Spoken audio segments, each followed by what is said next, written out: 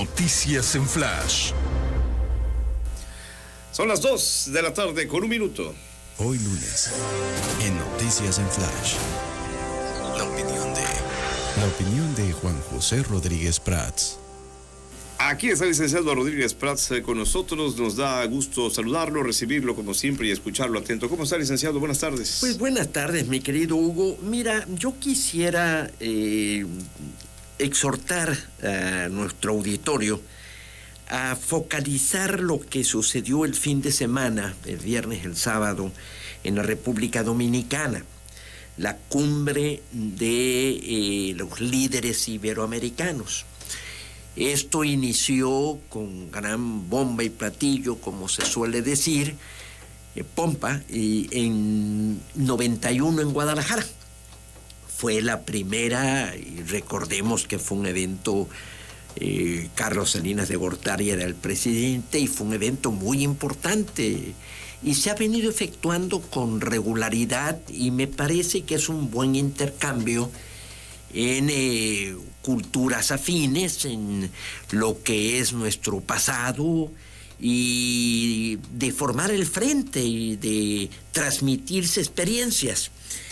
Y sorprendentemente, de nuevo, aunque ya no nos debería de sorprender, pues no asistió el presidente López Obrador. Tampoco asistió Lula da Silva, parece ser que por un asunto de enfermedad.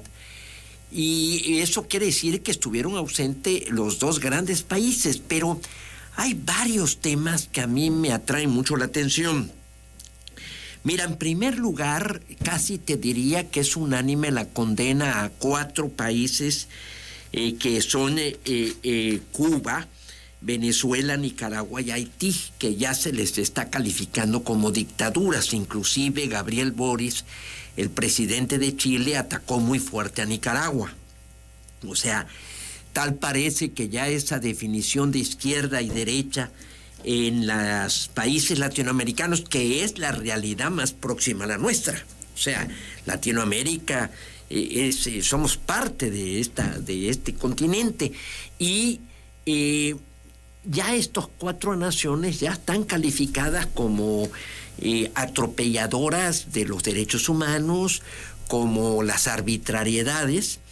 Están en crisis, yo siento que fuerte, Bolivia, en Perú hay una confrontación muy fuerte entre poder legislativo y poder ejecutivo. Esto también es novedad en Latinoamérica, porque yo creo que como en el 92, que fue la caída de Fernando Collor de Mello en Brasil, el poder legislativo no tenía un mayor desempeño. En realidad, los golpes de Estado o el frente opositor estaba en los militares. Eran los golpes militares. Recordemos todo el siglo XX, los golpes militares que hubo en prácticamente todas las naciones suramericanas. Ahora es el poder legislativo, y este conflicto en Perú, que yo creo que ya lo superaron, ya parece que se reconoce que Pedro Castillo sí intentó un golpe de Estado y está entrando a la normalidad. Hay conflictos en Ecuador. Yo siento que Bolivia también tiene un serio conflicto. Y hay un conflicto muy importante que nos debe llamar a la reflexión con Nayib Bukele en El Salvador. Sin lugar a dudas, ha disminuido dramáticamente la cifra de homicidios, pero también el señalamiento de violación de derechos humanos, de acuerdos que ha habido entre Nayib Bukele y los líderes de las pandillas, que así se llaman allá en Salvador. Y aquí es en donde se abre un interrogante. Es difícil conservar el equilibrio entre el respeto de los derechos humanos y un ambiente de seguridad para toda la ciudadanía. O sea, tenemos que inclinarnos por uno de los dos extremos. O sea, sin punto medio. Sin punto medio, o sea, es ese, yo creo que el gran cuestionamiento, porque estamos viendo unas escenas verdaderamente brutales en la gran prisión que construyó Nayib Bukele, en donde se ve una sobajamiento de la condición humana de los que ahí están detenidos. Entonces, esto ha provocado que las organizaciones internacionales estén haciendo serios señalamientos. Nayib Bukele ya anunció su reelección, está hablando de que ahí están los resultados y tiene una gran aceptación por parte de la población de El Salvador, que le da prioridad a su seguridad, a la defensa de los derechos humanos de los posibles indiciados o delincuentes. Me parece que va a ser un gran tema y que eso hacia el proceso nuestro va a ser el centro del debate, porque si se acusa a Felipe Calderón de haber declarado la guerra y, como dijo Andrés Manuel, de haber dado un palazo al avispero, pues tampoco ha funcionado el abrazo y no balazos. Entonces, ¿en dónde está el punto intermedio? ¿Deben intervenir los militares? ¿Debemos fortalecer la policía municipal? En este año lo más probable es que ya las cifras se rebasen de los homicidios que se cometieron en el sexenio de Felipe Calderón, que ya se rebasó, y está por rebasarse el de Peña Nieto. Licenciado, no le quiero distraer de su idea, pero aquí creo que sí valdría la pena que yo... Sí, por favor. Fíjese, lo que culpan a Calderón es que no tenía estrategia para dar el palazo al avispero. Nayib Bukele, en función de lo que se decía, entonces sí tenía una estrategia. Mira, yo creo que efectivamente, yo sí creo que Felipe Calderón, porque si no mal recuerdo, el 7 de diciembre del 2007, o sea, apenas estaba entrando o el de 2006, perdón, a finales del 2006, que estaba entrando en posesión, vino la solicitud de Lázaro Cárdenas Batel para que interviniera en Michoacán en contra de la familia michoacana. Y el 7 de enero es la famosa del 2007, la famosa foto en donde él va con el uniforme militar. Sí creo que debió haberse programado, debió haberse hecho una estrategia. Inclusive se dice de que hubo una reunión de generales retirados y que si alguien hubiera recibido de los generales que había ahí, exsecretarios de Defensa y del Estado Mayor, una orden de intervenga, si señor, dentro de un año le traigo un plan. O sea, sí faltó inteligencia política. Y en el otro extremo, que fue lo que programó el presidente López Obrador en el sentido de abrazos, no balazos, pues percibo que los resultados han sido igual de negativos o peor. Entonces, y vemos el caso de El Salvador. Es un tema, ahí tenemos el esquema, ¿no? Yo creo que hay varias experiencias en otras naciones que se pueden imitar y que han dado buenos resultados. Y desde luego se insiste mucho en las causas. Y ahí es en donde creo que está el problema. Y por ejemplo, en lo que se refiere a educación, y en eso estamos teniendo un retroceso muy grave. Pero fíjate, Hugo, que lo que más me atrajo la atención es que la agenda de esta cumbre, en un contraste con lo que se había hecho en años anteriores, versó sobre 3 temas: cambio climático, seguridad alimentaria y digitalización. O sea, para México debe ser muy importante el cambio climático, y para Tabasco. Tabasco tiene señalamientos por el litoral tan grande, sus más de 300 kilómetros de litoral, y la cuestión de los deslaves y de que ha subido el mar. Entonces esto es una preocupación que debemos tener en la agenda hacia el futuro. Después, la producción de alimentos. Ya no es la cuestión de la reforma agraria, ya no es la cuestión del reparto de la tierra, sino cómo incrementar la producción de alimentos. Esto es el segundo tema. Y la digitalización, que está cambiando pues todas nuestras costumbres y nuestras relaciones hasta en familia, ¿verdad? Que es un tema tan actual de la influencia de la tecnología. Ahora se habla de algo que hasta me es difícil entender, esto de metaverso, de que es algo que se incorpora el mismo sujeto a lo que está aconteciendo virtualmente. Entonces, es algo que me inquieta mucho. Pero en la conferencia de la ONU reciente también ya se mide lo que es el grave riesgo. Y fíjate que se hace una gráfica del 1 al 100 y se está calificando a Pemex como de riesgo grave. A Pemex se le pone una puntuación del 0 al 100 de 64.7 y a la Comisión Federal de Electricidad de 58.7. Entonces, hoy hay un artículo que sugiero su lectura de Edna Jaime, que es la presidenta de México Evalúa, en donde habla de un término, el sextante, que yo creo que es un término que vamos a escuchar mucho en el futuro. Es el instrumento que los navegantes han utilizado para observar la posición de los astros y medir distancias por medio de ángulos.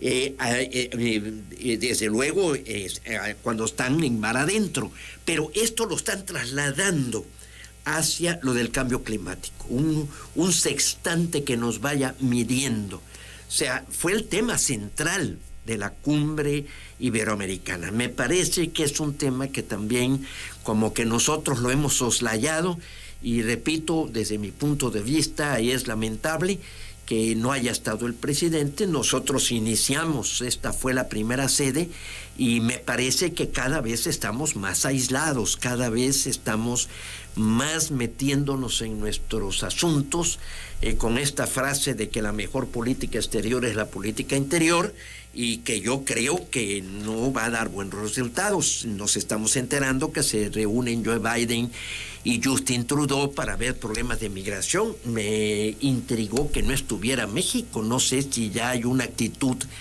de ir segregando o decir, bueno, ya no tiene caso seguir dialogando con el presidente de México. Hay incongruencias, se habla en las reuniones de acuerdos que no se cumplen. Y sí me intrigó un poco ver esta reunión de hace unos días en donde ya no estuvo el presidente de México. Creo que esto nos debe preocupar y debe ser un tema hacia la agenda del 24. Vamos a hablar del 24 rapidito, licenciado, porque hoy trajeron números los de Poligrama y no les fue muy bien a los del bando de ustedes. Ahí hay una gráfica que estamos viendo rapidísimo, fíjese, es una muestra de mil encuestados que ellos trajeron, pero hablan de una diferencia abismal. Morena 65% el día de hoy, evidentemente el PRI 7%, del 65 al 7%, PRD 4% y PAN 4%, que en conjunto hacen 15%. ¿Es ya una batalla perdida esto? Mira, las encuestas es un instrumento comercial. Las encuestas a mí, yo ya ni las veo. Me parece que son manipuladas y me parece que tienen mal método y hay muchas equivocaciones. Yo creo que los partidos debemos orientarnos por principios, por ver quién se aproxima a un perfil, cómo se puede gobernar y postular a los mejores hombres. Yo siento que la democracia, si hay una crisis, va a haber un evento muy importante el día 30. Yo creo que es la despedida de Lorenzo Córdoba, porque vienen 4, tal vez de los mayores expertos en materia de los riesgos de la democracia. Está David Zivat, que escribió Cómo mueren las democracias, John King, Cómo viven y mueren las democracias. Está una gente que es muy difícil pronunciar su nombre, un polaco, Serowski.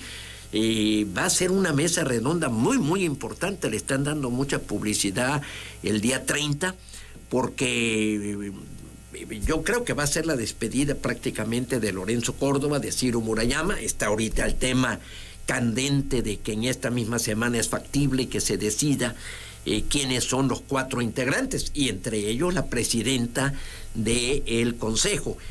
Yo creo que de aquí al año próximo pueden suceder muchísimas cosas, y yo sí tengo fe y sí te puedo garantizar que va a ser una elección competitiva. No, claro, va a ser un día de campo. Aquí yo nada más no dije que es en Tabasco, es el escenario. No, es nacional. Es nacional. El escenario que le planteaba de la diferencia abismal que hay. ¿Es en Tabasco? Ese es de Tabasco. Sí. Mira, Tabasco. Sí. Tabasco es un estado para nosotros muy difícil y sí lo entiendo. Ahora, también te puedo decir que, y esto lo digo con temor, lo digo, va a haber un conflicto postelectoral. Desafortunadamente, después de la elección del 2 de junio, a nivel país, desgraciadamente, ojalá y me equivoque, ojalá y el Instituto Nacional Electoral funcione con sus nuevos integrantes. Pero ahora entonces los que van a hacer el conflicto postelectoral son ustedes. Todos los partidos. No, me refiero a los opositores, pues. Hay una gran polarización. O sea, todos somos culpables. Hay dos cosas que dañan mucho a la democracia. La polarización y la actitud de no entrar en diálogo, de no entrar en la posibilidad del acuerdo. Estas dos fallas. Y después no aceptar resultados.